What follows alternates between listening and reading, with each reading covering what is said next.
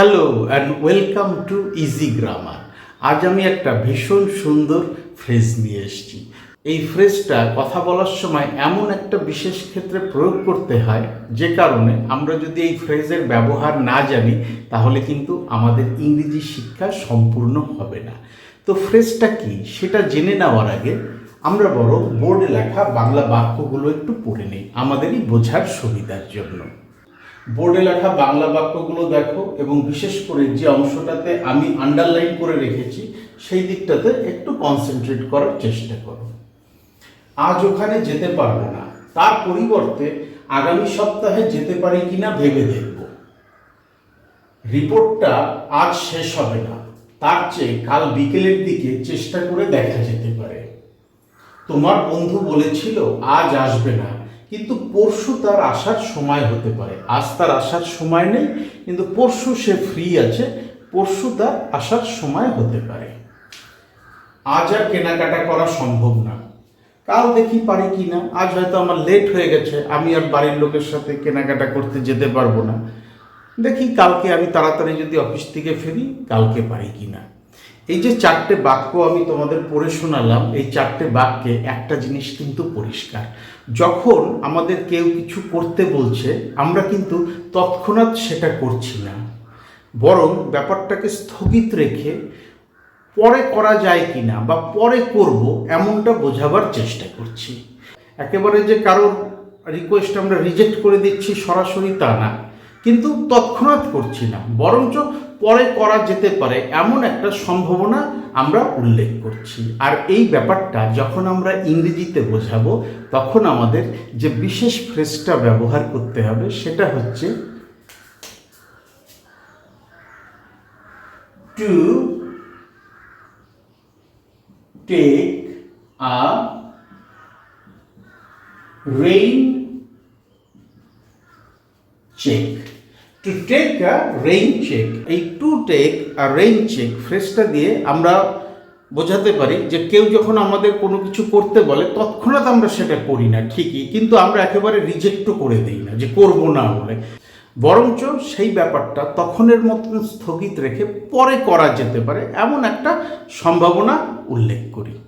তো চলো এবার আমরা এই চারটে বাংলা বাক্য to take a rain check এই ফ্রেজটা দিয়ে ইংরেজিতে বলি। ভীষণ সহজ, ভীষণ ইন্টারেস্টিং। আজ ওখানে যেতে পারবো না, তার পরিবর্তে আগামী সপ্তাহে যেতে পারি কিনা ভেবে দেখব। আজ ওখানে যেতে পারবো না আমিই বলছি, তাই আমি নিজেকেই উল্লেখ করব এখানে। I will not be able to go, আমি যেতে পারবো না। কোথায় যেতে পারবো না? ওখানে।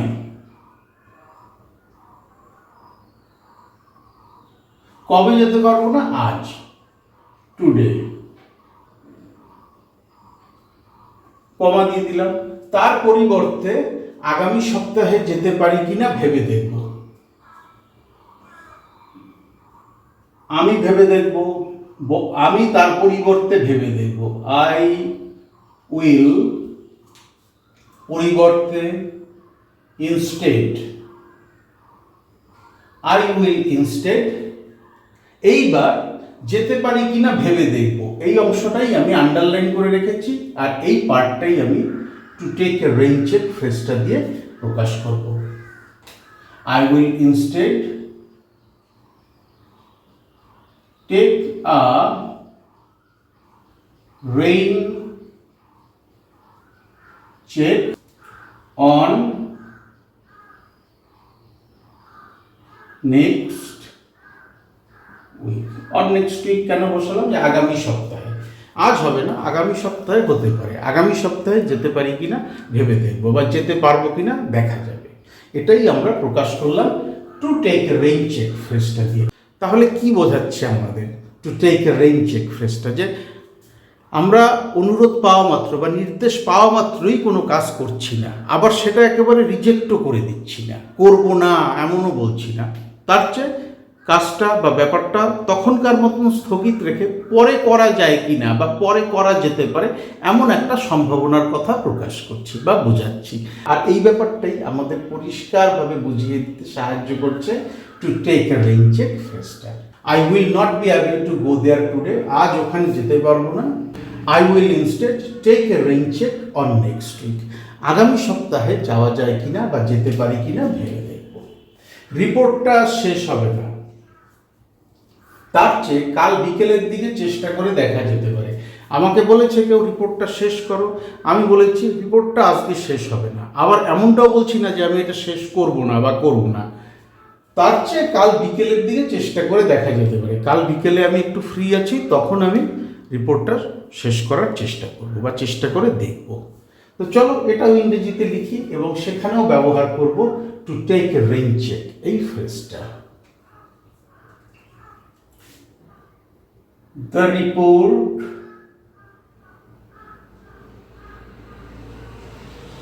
will not be, আজ শেষ হবে না, তা আমি এখানে উইল নটকে ওন্ট লিখব। Won't be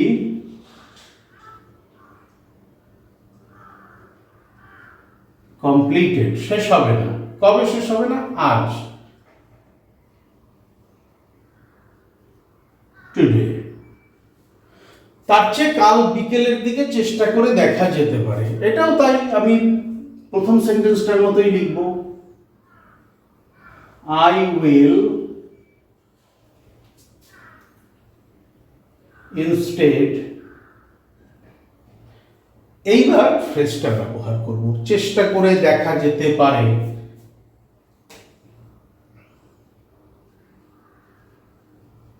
take a rain check, কখন চেষ্টা করে দেখা যেতে পারে? কাল বিকেলের দিকে।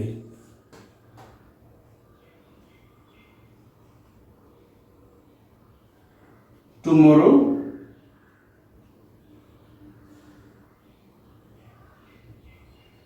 Afternoon.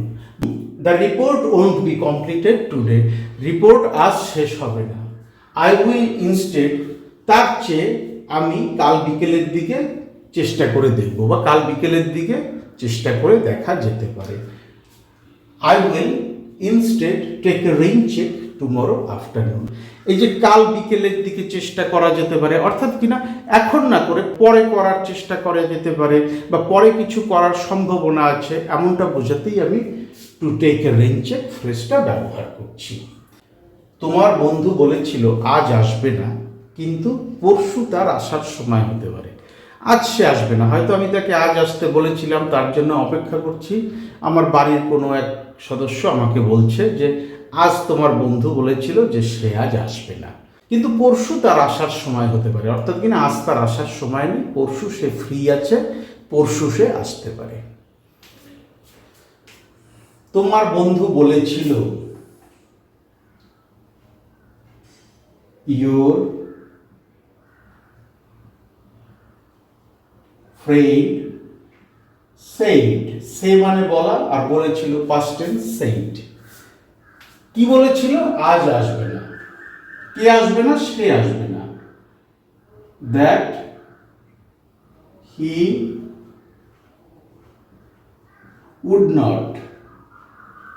would not come today, কিন্তু, বাট পরশু তার আসার সময় হতে পারে। হি উইল বি ফ্রি, কিসের জন্য সে ফ্রি? পরশু, যে পরশু সে আসতে পারে, এই জন্য সে ফ্রি, তার হাতে সময় আছে, পরশু সে আসতে পারে। He will be free to take a rain check, কবে? পরশু। Day after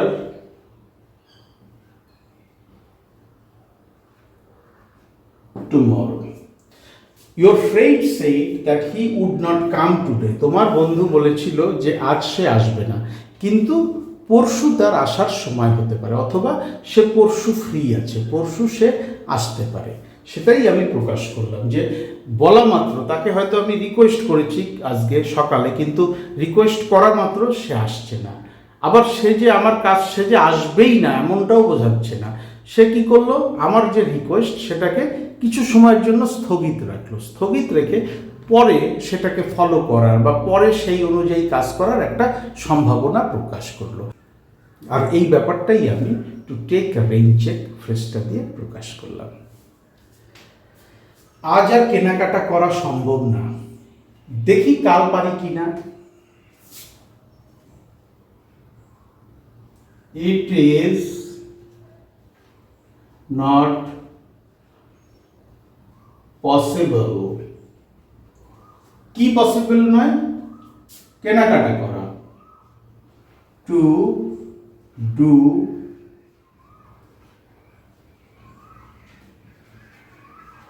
shopping. কেনাকাটা ইংরেজি হচ্ছে শপিং। কবে সম্ভব না, আজ। It is not possible to do shopping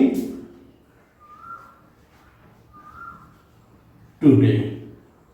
এখানে যে আর শব্দটা আমি লিখেছি বাংলায়, এর জন্য আমি নো মোর বা এনি মোর কিছু আনলাম না, যতটা সহজ সম্ভব করা যায় সেন্টেন্স ততটাই করলাম।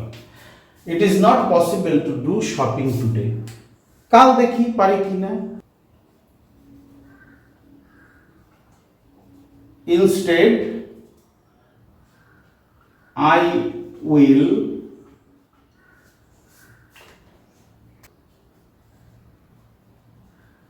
take a check,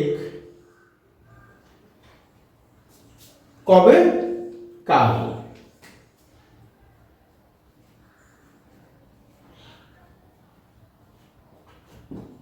It is not possible to do shopping today. Instead, I will take a rain check tomorrow. আজ আর কেনাকাটা করা সম্ভব না বা আজ কেনাকাটা করা সম্ভব না, দেখি কাল পারি কিনা। তাহলে দেখলাম কি, আমরা নির্দেশ আসা মাত্র, অনুরোধ আসা মাত্র আমরা কোনো কাজ করছি না, আবার সেটা যে করব না এমনটাও বলছি না, বরং সেই রিকোয়েস্ট বা সেই নির্দেশকে স্থগিত রেখে পরে করা যায় কিনা বা পরে করব এমনটাই বোঝাবার চেষ্টা করছি। আর এই ব্যাপারটাই আমরা প্রকাশ করছি to take a rain check ফ্রেজটা দিয়ে। তাহলে তোমাদের কাছে পরিষ্কার হয়ে গেল to take a rain check ফ্রেজের ব্যবহার। কথা বলার সময় এই ফ্রেজটার ব্যবহার কিন্তু খুব হয় ইংরেজিতে, তাই তোমাদের এই ফ্রেজের ব্যবহার শিখতেই হবে। প্রয়োজন হলে বোর্ডের একটা স্ক্রিনশট নিয়ে রাখো রেফারেন্স হিসাবে, যখন তোমরা নিজেদের ভেতরে প্র্যাকটিস করবে কিভাবে ফ্রেজটা বাক্যে বসে, ওই স্ক্রিনশটটা একবার দেখে নিলেই পরিষ্কার হয়ে যাবে।